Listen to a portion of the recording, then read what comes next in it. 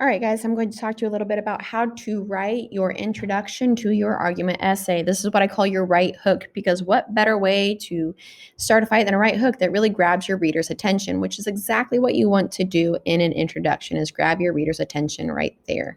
Okay, I have already gone too far. Here we go. So right hooks look a little bit different. You get to pick one right hook, okay? So that's what I'm talking about right here. It includes an intention getting right hook. After you right hook, you transition into a statement pointing out the importance or significance of your claim, okay? Why do I care about your claim that you're making an argument on? Make me care with this line right here. And then you'll end with a strong thesis statement. Remember, a strong thesis statement is clear and it is arguable with a smart person, okay? It's not wishy-washy. You pick your side, you know your side, you state it in your thesis statement. Later on, we will have a lesson that is strictly over how to create a strong thesis statement. Okay. Conclusions are always taught with introductions because you have to think about this like it's the hamburger buns on either side of a good juicy cheeseburger. They go together. They keep all the good stuff in the middle. Okay. So an effective conclusion links back to your introduction. Okay. And I'll show you how to do that whenever you choose which right hook you're going to use. It reminds the reader of your stance, how you feel about what it is you're writing about, because this is an argument essay. There's two sides. Remind me what side you're on. It gives me something to think about long after I finish reading this essay. And I'm trying to win this argument. So I don't want to hold back at all. So what's the best way to, finish off a fight or finish off an argument? A knockout. So that's what I call your conclusion, is your knockout punch here. Okay? As far as your introduction goes, a right hook could be any of these different options right here. You grab your reader's attention by doing one of these.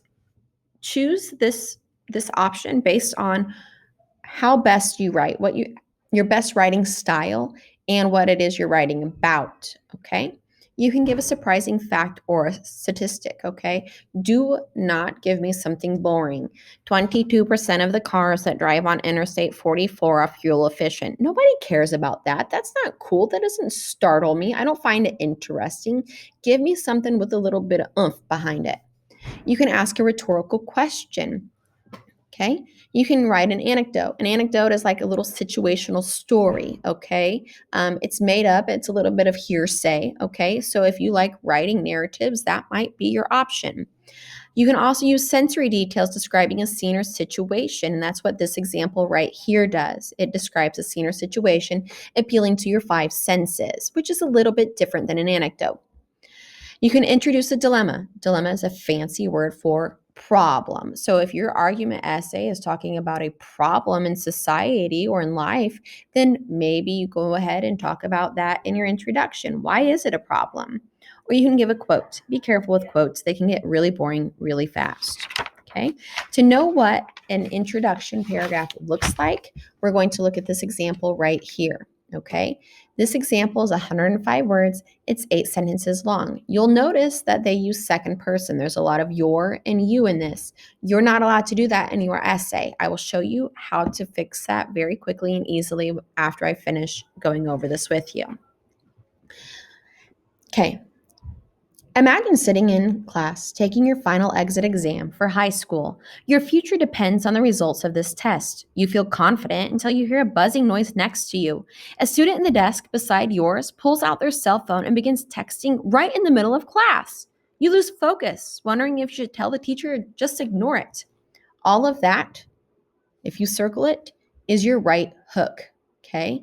That grabs your reader's attention. So that's like me socking them right across the face, okay? Like, hey, I'm going to pull you in by telling you a sensory situation and appealing to your senses. So in this one, it's your hearing. You're hearing that phone going off.